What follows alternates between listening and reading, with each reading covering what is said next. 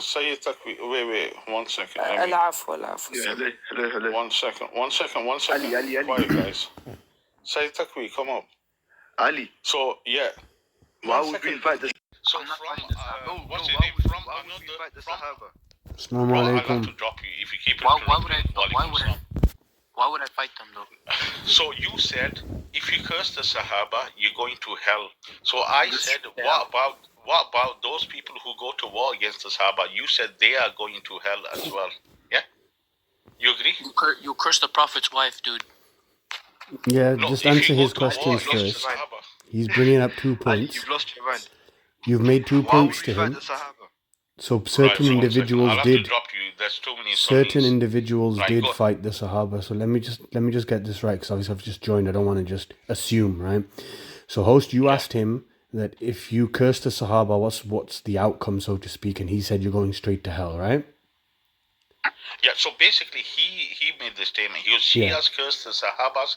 I said, what's the consequences of that? Yeah. He said, if you curse the Sahabas, you're going to hell. So I said, what about those who fight the Sahabas? Okay, before we get to the fighting part, just want to ask, brother, so do you have any sort of nas for this, or is this like a personal opinion? I asked that as well. Yeah, he never answered. Good point. Brother? Question. Yeah, hello? Yeah, do you have a nas for this, or is it just like a personal opinion? Brother, cursing the Sahaba is a very serious sin. No, of course it is. I'm not denying that. 100% it's a very, very, very big sin. But the question that I'm asking is, do you have like a supporting evidence from Quran and Sunnah about this, or is it just like a personal opinion? I'm not denying your stance. I'm just trying to understand it.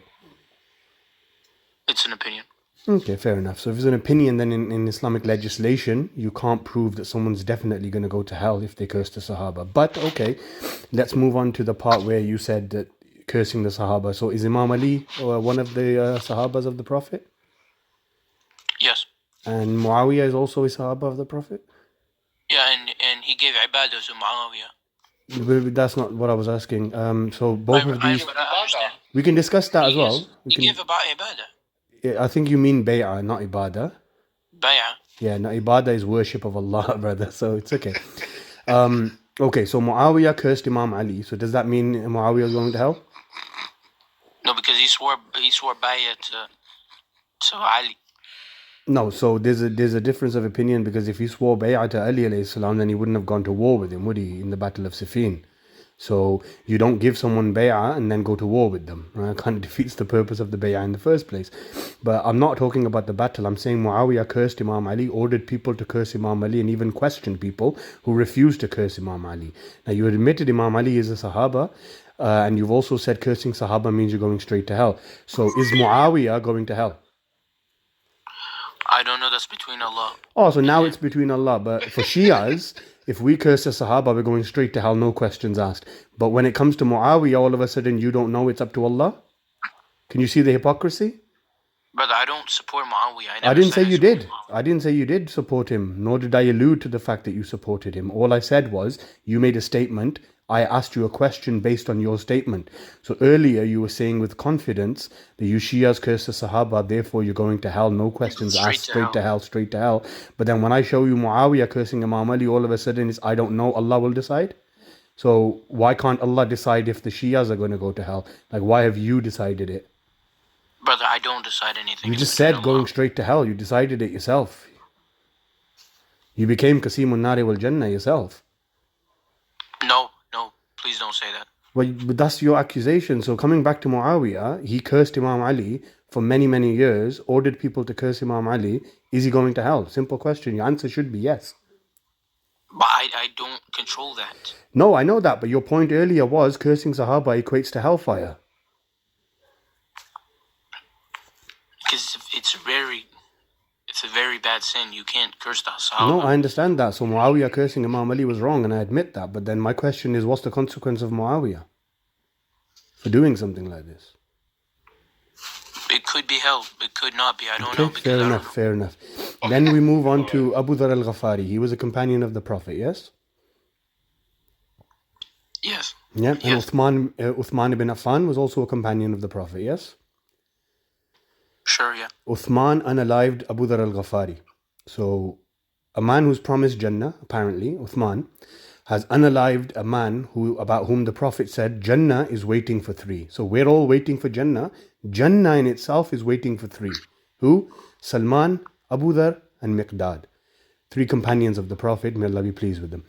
So now Uthman is promised Jannah. Abu Dhar, Jannah's waiting for him. Uthman unalives Abu Dhar. What's Uthman's consequence? It's between Allah and him.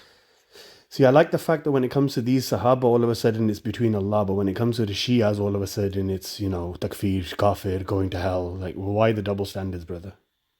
Brother, because those are Sahaba. Okay, good for them, but these Sahaba weren't the best of people. They were munafiqeen amongst the Sahaba. Now, I can show you from the Quran that they were munafiqeen amongst the Sahaba. And it's not a carte blanche that they were all holy and they were all perfect and they're all going to heaven. Brother, look, I don't know. I'm not Allah. No one's claiming that you are Allah. I'm just trying to get to the point. Do you believe that all the Sahaba, all of them, were good, pious, righteous people and they're all going to heaven?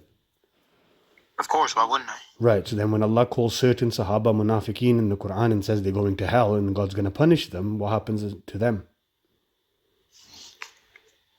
I can't comment on that.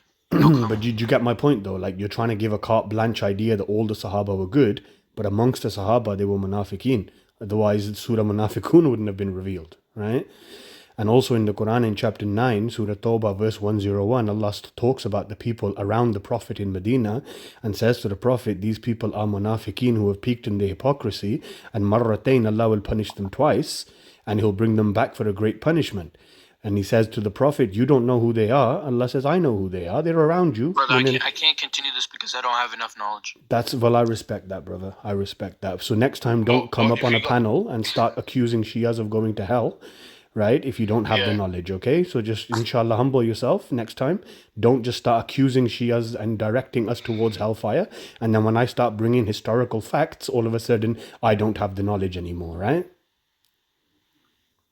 So I just don't agree with this person. You don't need to agree with me. You don't need to agree with me. I'm just trying to understand your viewpoint. No, I don't agree with cursing Sahaba. I don't. Okay, good for you. We don't agree with cursing Sahaba.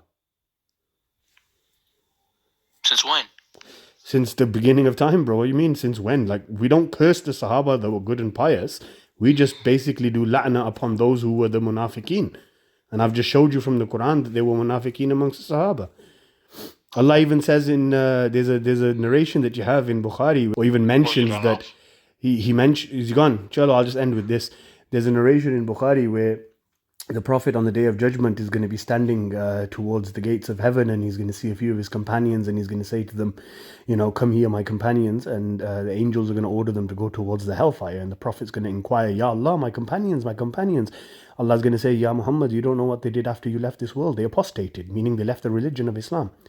So these same people he just said they're all pious, they're all good, they're all going to heaven, and your most authentic book, Sahih al-Bukhari, is saying that a few of them are going to go straight into the hellfire. Why? Because they apostated. But yeah, he was just running his mouth, so I just thought I'd come up.